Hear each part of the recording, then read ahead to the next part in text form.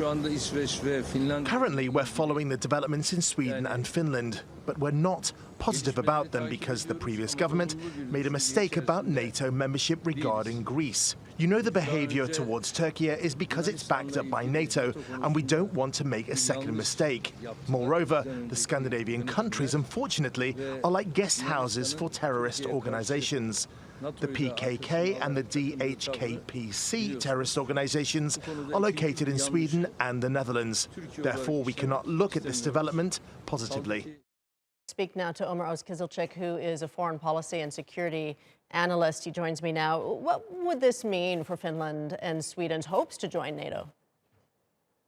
So if Turkey would reject their membership, they cannot, as the membership towards NATO needs to be anonymously accepted by all of the members of NATO.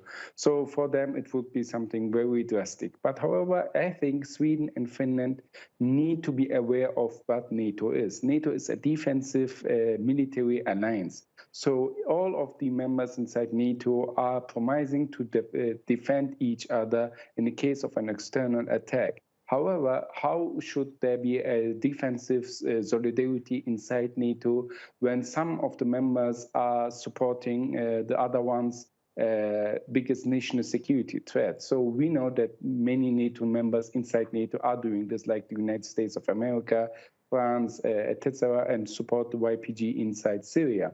However, when it comes to new members joining NATO, Turkey has here quite a strong position as it holds the veto right. And here we have to see if either Finland and Sweden will change their policies and will give Turkey necessary guarantees that they will cut their relationship with the PKK and its Syrian branch, or them joining NATO will be something very difficult. And here, if as Finland's president and prime minister stated, joining NATO is such important for Finland's national security and its geopolitical role in regards to the Russian invasion of Ukraine, they need to deliver and they need to convince the Turkish side.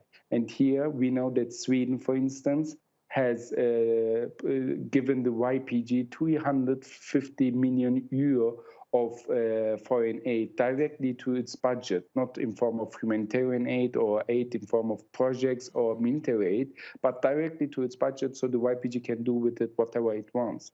Secondly, we also remember the Swedish foreign minister having a public discussion and even clash of words with the Turkish foreign ministry over the Swedish support to the YPG. And we also know that radical leftist organizations like DHKPC or the PKK itself have a strong network operating in Sweden and in Finland, and that they have established a certain diaspora network which supports and supplies the PKK in northern Iraq and in Turkey, and which collects money and funds. So in this situation, if it's such an important issue for Sweden and Finland, they should avoid targeting the Turkish national security and make necessary promise to be able to join NATO.